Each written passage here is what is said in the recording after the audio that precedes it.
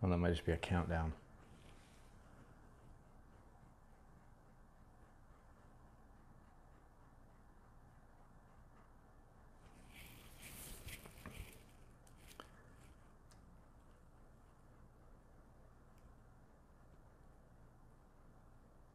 Are we live? Okay, I think we're live. Anyway, well, we're gonna see. I don't know if I'm actually live, but we're gonna see if we're actually going live. So, hey, welcome everybody. Welcome. Happy Monday to you. It is Monday morning. If you are following my personal podcast, which you can head over to anchor.fm/think like me, you'll know that the last month or so has been very introspective for me. I've been thinking a lot about things. And one of the things that's come out of that experience is that I've had to be very sort of judicious with my time. So I've had to take what used to be a very fluid schedule, and I used to think that I could do anything that I want at any time. And it's kind of shifted into needing to be very, very specific. So in the interest of both my schedule and also in the interest, I have a tendency to be very long-winded. So in the interest of brevity for you, I wanted to start putting together some short little snippets in the mornings. I have this nice little chunk of time in the mornings. You can see it's not even 8 o'clock here. You can't see him here, but Wick is joining me for this as well. So I wanted to go through, and I realized also I have a tendency to kind of spew a lot of theoretical thoughts, and I thought instead of doing any of that, I just want to tell you some stories and go from there. So today's story has to do with something that happened actually just yesterday. But to give you I got to give you a little bit of backstory because that's how I am. That's who I am. So some of you may know that about 2 years ago, a little over 2 years ago, I'm not going to go into this, but I left the Mormon Church. Now, as part of that, as everybody does when you leave the Mormon Church, all the stuff that was restricted, you start to dig into some other things. So I immediately got super into coffee, at first, I mean, coffee is incredibly bitter. It's disgusting. I didn't like it at all, and so I dove super deep into trying to figure out the best way to make coffee. So I went out and bought just a ridiculous amount of stuff. So I'm gonna show you. Oops, that would have been really bad. I'm gonna show you some of the stuff that I bought. Okay. So one of the first things that I ended up going and buying, well, actually I got this before. This isn't for coffee. This is just a tea steeper. But this is this came from the Tim Ferriss podcast. That's like a $30 steeper. And then I got this. I have a Slovenian friend who was really into making coffee with a Moka pot. This makes really, really strong coffee. And this one's way too big. This makes like a cup of coffee that should serve like 10 people. So anyway, got that. Actually got pretty good at using that and got pretty good at mixing my own blends and things. And then I got this because I wanted to try cold brew. So this is a cold brew maker. You just put the coffee grounds in there and then just fill it with cold water, put it in the fridge. By the way, this is probably a $30 purchase that I got as part of a box. This was, I think, 30 or 40 bucks, and that was another 30 or 40. Then over time I thought, I want to learn how to make lattes. Lattes require milk, require frothing, so I got a little frothing pitcher, which I've honestly used this like 4 times because the milk, I can't drink regular milk, and I don't have any implements to like warm it up. And so I have to put stuff in the microwave. I can't put this in the microwave because it's stainless steel or aluminum. And so I ended up using this as my milk frother Anyway, I also went and got, because I was interested in finding out if I liked the Moka, the cold brew, or pour over or whatever better. So I got a French press. I hate French press. I think it's I always end up with a bunch of stuff in there. Then I got into pour over. So I got one of these just to heat it up and use this to pour over. By the way, this was $25 something. This was another 25. So we're looking already just right here. That's like $100 worth of stuff. Then more recently, I thought, well, as part of when I got this pour over thing here, I needed a way to actually use that because you can't just put coffee in there. So I got a funnel, and I would use these paper filters, right? Put it in there, and I had this whole janky setup that I would use where I would put that into like a pitcher or something or into a cup. It didn't really work that well, so I ended up went and got one of these, which is a stainless steel coffee filter. This has its own issues. But that's another, this is another, I don't know, 15 bucks. This was like 7 or 8. And then I really wanted to get into making espresso and coffee, so I got this little set. This was probably $30 at World Market. Then also from World Market, because I liked the idea, I liked the Moka pot approach, and I also liked espresso, making them in small batches. Got one of these, which is essentially a Moka pot at the bottom. You can see the spouts just pour the coffee into little shot glasses, and then you can put your milk or whatever in there. Use that probably 4 times. And then I got this in one of those subscription boxes, which is a cold brew maker, and it's got like a little plunger for flavors, which is kind of cool. So right here, we're looking at, I promise there's a point here. Right here, we're looking at, this is like, you can't see all of this stuff over here, but we're looking at like almost 250 new, almost $300 worth of stuff to make coffee. And it just sort of amassed over the year. In fact, that's not even everything, because I've also got a bunch of filters. I got this carafe, I don't even know if that's how you pronounce it. Got this. I actually had a Keurig at one point, which is another $250, which ended up getting infested with roaches, so I had to throw it away. So that was another thing wasted. Now so that's the backstory, right? I spent a bunch of money and a lot of time with this hobby, just sort of figuring things out. And then yesterday I was in Target, and something hit me. We were walking around in Target, and I saw this.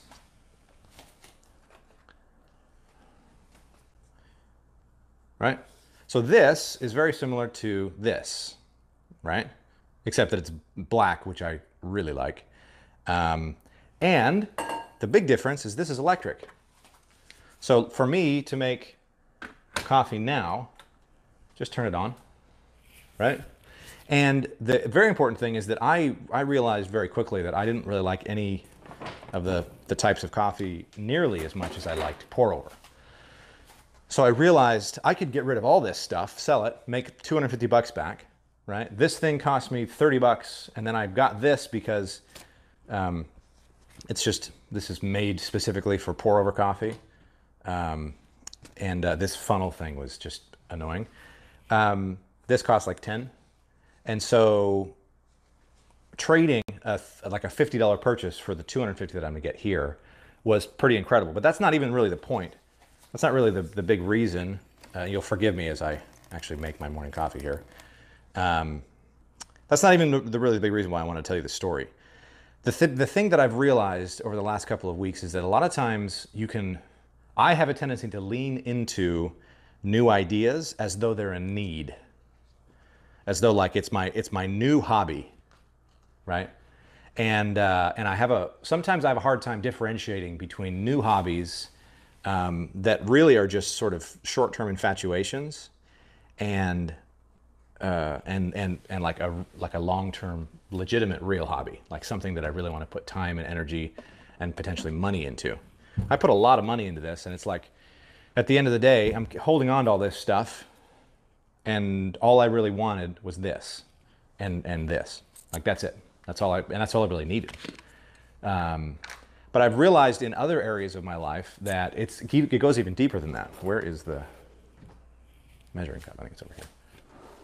It goes even deeper than that, because sometimes what'll happen is I'll decide I have a craving for something. I'll decide that I really like something. And what that'll lead me to do is sort of overemphasize in my mind the need that I have for that particular thing. Like I'm a bit of like a technology junkie, so to speak.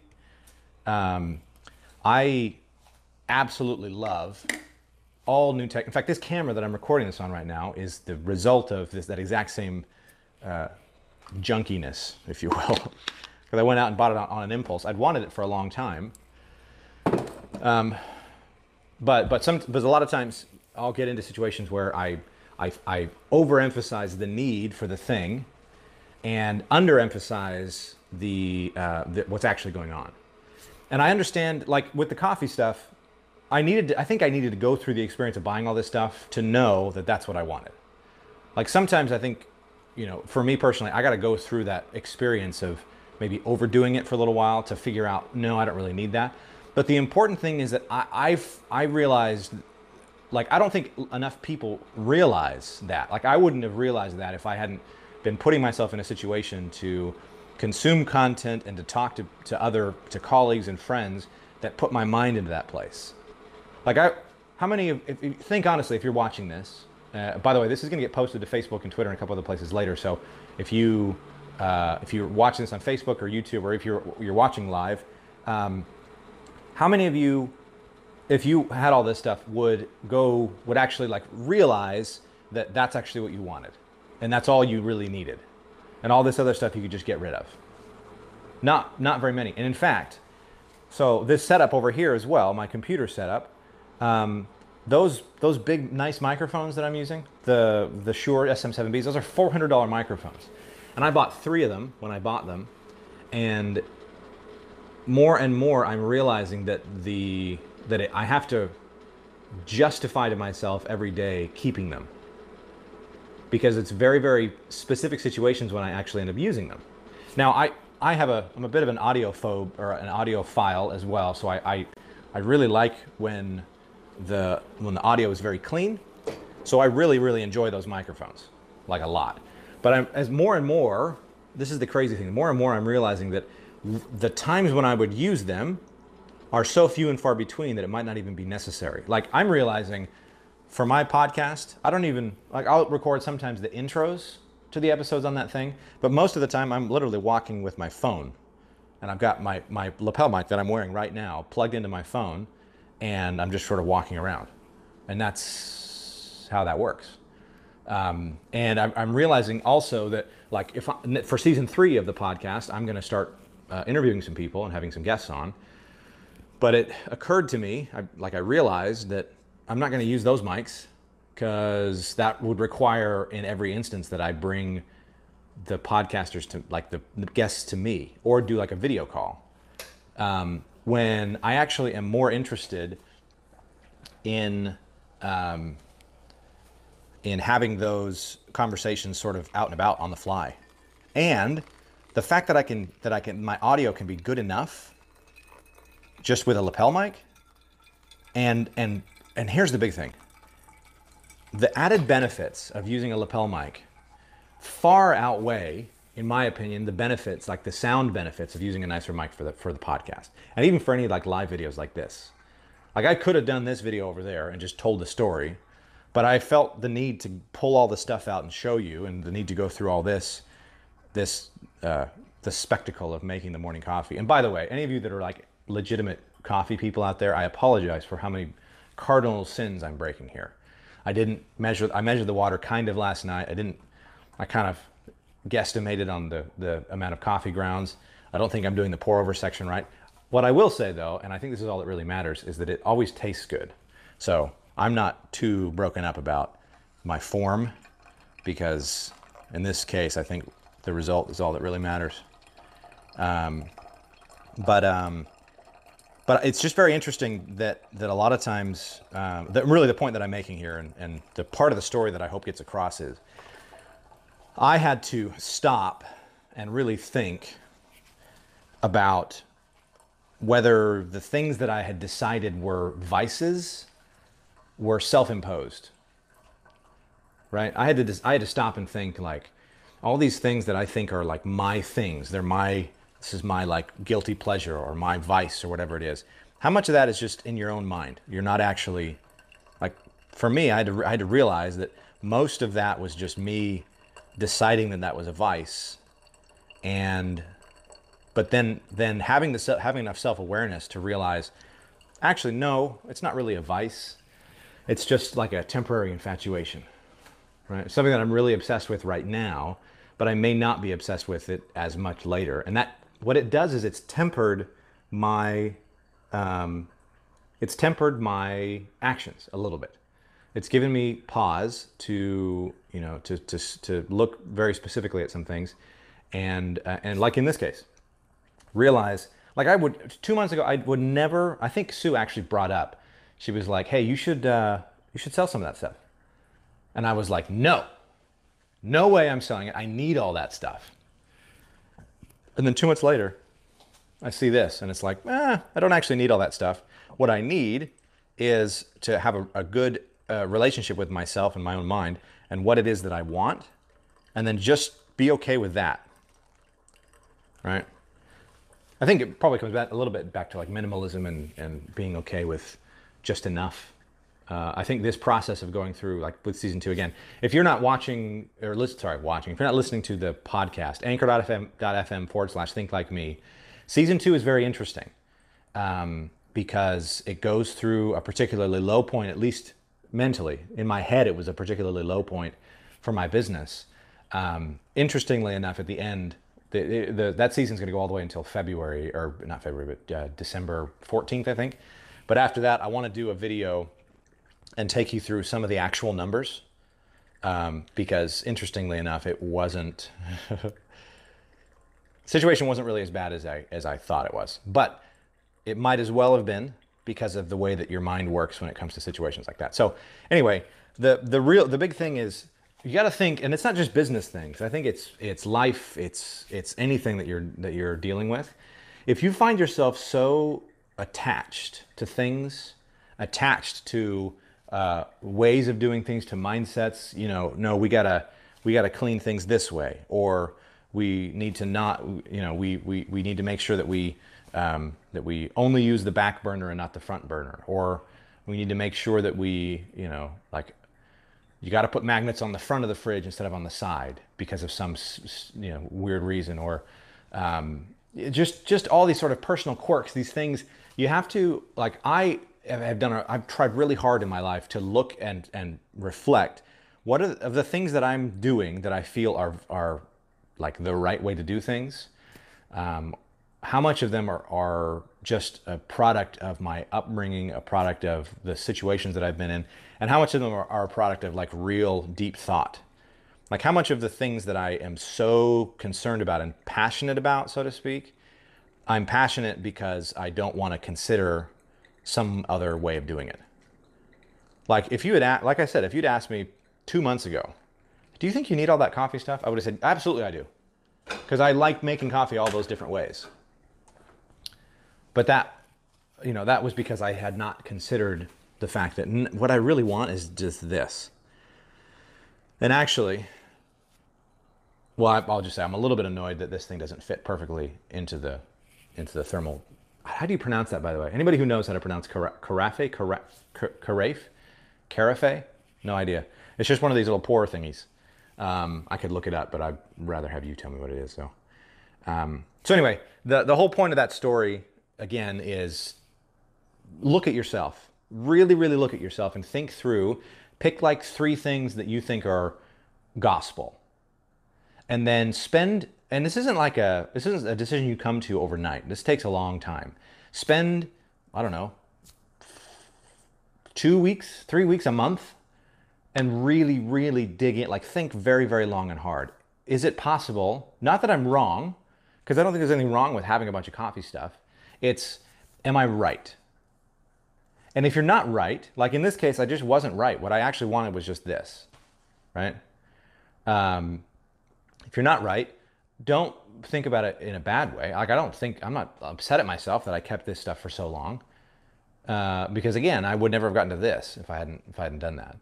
So just take control. Be in charge of your mindset. Be in charge of the reason why you do things, and let that be the determining factor in what you're doing. So anyway, hope you enjoyed that. We will be back tomorrow. Sue works from home on Tuesdays, so I'm going to negotiate with her tonight. I want to do a thing called Tuesday Suesday, or Tuesday is Tuesday, or just Tuesday. I don't know exactly how we're going to do it, but I would love to, for, I don't know, 10 or 15 minutes, incorporate her into one of these things in the morning. She's usually pretty game for stuff like that. So we might make some coffee together, or she might make some breakfast or something. But I think it'd be kind of fun for her to join in on this. She has some very unique perspectives. And so anyway, hope you enjoyed that. This, like I said, is going to go on Facebook and on Twitter, all the places where I can upload videos this long. I don't even know where I can.